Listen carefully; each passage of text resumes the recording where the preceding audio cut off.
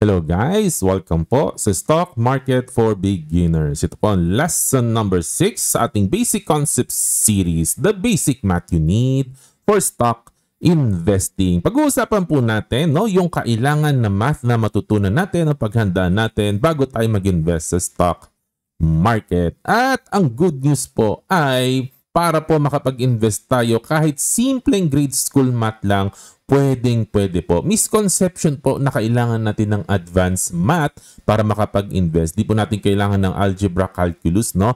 Of course, ang professional, kailangan po nila ng mga complex formulas. Pero para sa ating mga retail investor, dividend investor, buhay na po tayo kahit grade school math lang ang alam po natin. Bakit po ganon? Kasi po, ang mga kumpanya po, nagre-report po sila ng mga nangyayari sa kanilang negosyo. Ang gamit po dyan ay yung tinatawag po na accounting. Accounting ang ginagamit nila. At sa accounting po, karamihan po talaga basic math lang naman po ang ginagamit po dyan. Addition, subtraction, multiplication, division ang karamihan ginagamit sa accounting. Kaya masusundan po natin yan kahit na grade 2, grade 3 lang ang alam natin na math. Pati sa pagtatrack po na nangyayari sa ating investment, simpleng math lang din po ang kailangan po natin, Halimbawa po, addition po, Ayan, bibigyan ko lang po ng example, di ba? Sa accounting, ganito lang yan, Ano yung total revenue? Hanapin mo yung mga iba't ibang sources ng benta mo. Nakabenta ka ng produkto, 50 million. Nakabenta ka ng, halimbawa, service, 10 million o di 60 million yung total revenue mo. So, ganoon lang po kasi kasimple po yun. Sa accounting, nag-add lang naman po dyan. O halimbawa, tinatrack po natin ang ating dividends the past 4 years. So, i-add lang natin bawat year magkano yung dividends na tatanggap natin. Dito sa pagtitingin natin sa ating sariling portfolio. So, pag-add natin, ayun pala. 26,700 yung lahat na natanggap kong dividend. So ganito po, regardless kung yung kumpanya ang titingnan natin o yung sarili nating portfolio, simpleng math lang naman po, Subtraction, ganun din po. Ayan, kung halimbawa, nagko-compute tayo ng profit, ganun lang. Magkano yung benta, magkano naman yung expenses, ima-minus natin, yun yung profit, So parang ganun po, Ganun lang naman po subtraction. And of course, we have multiplication at meron din po tayong division. Hindi ko na po i-expound kasi alam naman po natin ito, So ang point lang naman po nito, kahit po itong 4 na operation lang naman po ito, malayo na po ang mararating po natin. Pero ito po ang gusto ko pong diinan po sa inyo. Although basic math po ang pinag-uusapan po natin, once na nag-invest po tayo sa stock, maraming stock po tayong titingnan. Hindi lang po 5, Malamang 10 pataas ang tinitingnan natin stocks. Tapos, doon sa 10 or more na stocks na tinitingnan natin, maraming numero po tayong titingnan. So, dapat po, ma-improve po natin yung bilis natin mag-calculate. Kung kailangan po, kung kaya po natin, ma-mental po natin yung mga computation para isang tingin lang po natin, Nakakapag-evaluate na tayo, nakakapag-analyze na po tayo, nakakapag-form na po tayo ng opinion. At hindi po kailangang exact, kahit rough estimate lang po, basta importante, mabilis at malapit sa katotohanan. Maliwanag po ba? So, yun po ang importante po sa atin, Ayan. So, and also, gusto ko pong bigyan po ng diin po sa inyo po, Hindi lang po yung bilis ang importante, Marami po talaga, pag nag-a-analyze po tayo sa stock investing, ay gumagamit po tayo ng tinatawag na ratio. And sometimes, percentages. At sometimes po, hindi po natin alam kung ano po yung nababasa nating report. Depende po kung sino yung magre-report. Depende po kung saan natin makukuha yung data. Sometimes, binibigay sa atin yung data in percentage. Sometimes, binibigay sa atin in ratio. So, dapat sanay po tayo mag-convert between the two from ratio to percentages. Halimbawa, debt to equity ratio, sinabi 0.5. So, dapat po alam natin that is 50%. O pag binigay naman sa ating yung figure na ang debt to equity ratio is 50%, dapat alam po natin na 0.5 po yun. So dapat po very, very comfortable po tayo at mabilis po tayong mag-convert between ratio and percentages. Ayan, So hindi ko na po i-export yung mga example po dito, Kung gusto niyo pong pag-aralan, i-pause nyo na lang po, Pero dapat po mabilis po tayong mag-calculate po niya, Kahit po estimation, halimbawa, nakita natin, 30 billion divided by 60 billion, dapat mabilis. Alam po natin 50% po yan or that is 0.5, no? So dapat mabilisan po, isang tingin po natin. Alam na po natin po yan, no? Okay, maliwanag po ba? Ayan. Para po mapabilis natin ang ating calculation po, no, yung isang bilin ko po na pwede po natin gawin, no, ay wag po tayong masyadong magpaka-OC, no, na exact or precise ang calculation po natin. Pwede po nating alisin, no, yung precision kasi kapag tayo po nag-i-invest sa stock market, dapat po malaki ang allowance natin for error. So dapat po, no, okay lang natanggalin natin yung precision, no? Ayan. Kasi may allowance tayong tinatawag. Meron tayong margin of safety na tinatawag. Halimbawa, nag-add tayo ng income dito sa nakikita natin. Ang daming digit, no? 19,359,500,122 plus 22,521. Dapat ito mabilisan, alam mo na. Tanggalin mo na lahat ng detail. This is just 19 plus 22 billion or this is 41 billion. O kung gusto mong i-simplify, di 20-20, 20 plus 20, 40 billion po ito. Okay lang na medyo nawalan ka ng konting precision pero alam mo yung ballpark niya, 40 billion, no? Ang kinita nito. So ballpark, mabilis kang mag-compute sa utak mo, no? So yun po yung isang trick, no? Tatanggalin mo lahat nung precision, no? Titingnan mo lang yung mga significant digit para ma-estimate mo na mabilisan, no, yung calculation, no? So para po makatulong po sa atin, no, na maging mental lang po ang ating calculation. Okay po ba? Ayan. Next naman po, no, subtraction, ganun din po, no, tatanggalin nyo lang din po yung details. So dito po, no, ang dami kong digit na nakikita, but this is just 5.8 minus 3.4, no? So this is just 2.4 billion, no? Or kung gusto mo, gawin mo na, i-flat mo na 2 billion. Okay lang yan. Okay lang yan kasi initial lang naman to. Initial impression mo lang naman, no, sa iyong pag-estimate at may allowance ka naman po, no? Ayan, no? Halimbawa naman po, magde-divide ka 210 million divided by 603 million, etc. po, no? So dapat ito mabilisan po, nakikita na po natin. This is just 21 over 60 or simplify mo pa 2 over 6 or this is just 1 over 3 or 33%. Makukuha niyo po ba? Masyado po ba mabilis?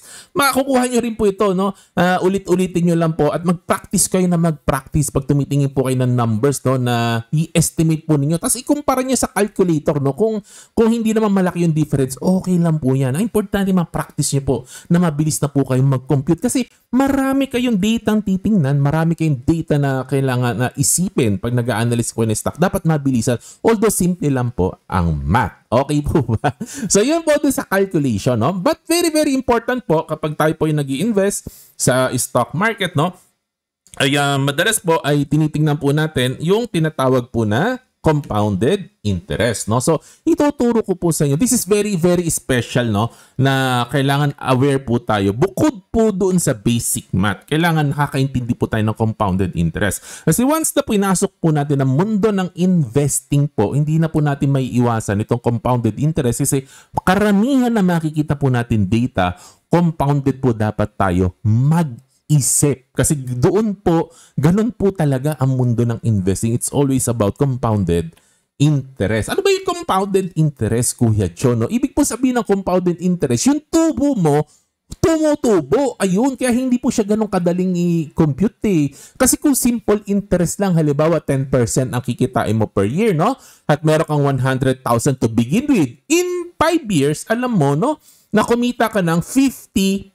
Simple interest, 10% times 5 years, that is 50%. So yung pera mo na 100K, naging 150,000. Pero sa compounded interest, hindi ganun. Kasi yung kita mo, kumikita. Tapos pagkita niya, kikita ulit. Kikita ng kikita ng kikita ng kikita. So, hindi siya ganun kabilis. At ituro-turo ko sa inyo yung trick mamaya. Pero tingnan nyo lang po dito, no? Yung 100,000 mo after 5 years, kung compounded yung interest at 10%, magiging 161,000 po siya. Okay, maliwanag po ba? So, medyo tricky po siya. No? At kasi ganito po yan.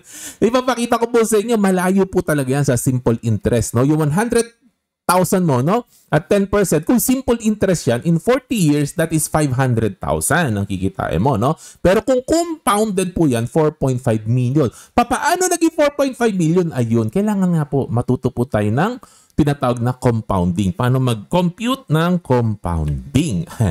At ang trick po dito, yung tinatawag po na Rule of 72. Rule of 72. Ito po, inimbento po itong Rule of 72 para mabilis po tayo mag-estimate, no? ng compounded interest at number of years to double. Ito po ay inimbento para ma-estimate po natin ilang taon na nga abutin bago mo madoble ang pera mo. Yan po kasi sa investing interested tayo. Gaano katagal lang aantayin ko para madoble ang pera ko. And the formula is just 72 divided by ano yung interest rate. Yun makukuha mo kung ilang taon madodoble ang pera mo. Halimbawa, no, there's an investment. Ang sabi 8%, no, ang kikitain mo compounded. So 72 divided by 8, that is 9, no? 9. So, alam mo, 9 years ang antayin mo bago madoble ang pera mo. Okay po ba? Maliwanag po. Ngayon, kung sinabi naman may investment, 12% ang kikitain mo compounded.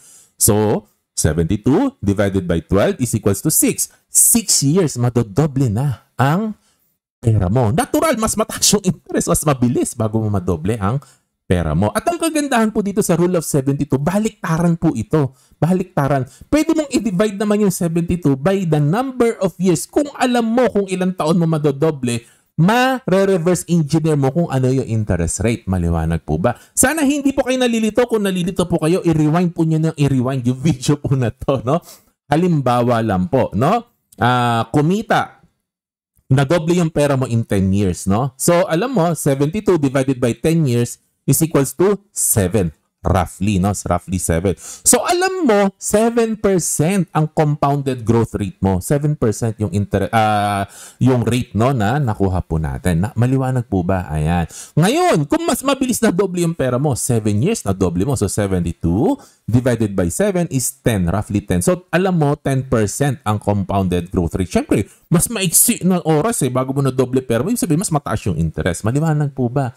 Ayun. So, ang galing po ditong rule of 72. Kaya po ito inimbento kasi madali pong mag-divide. From 2 hanggang 12, ang bilis-bilis pong i-divide po dito sa rule of 72.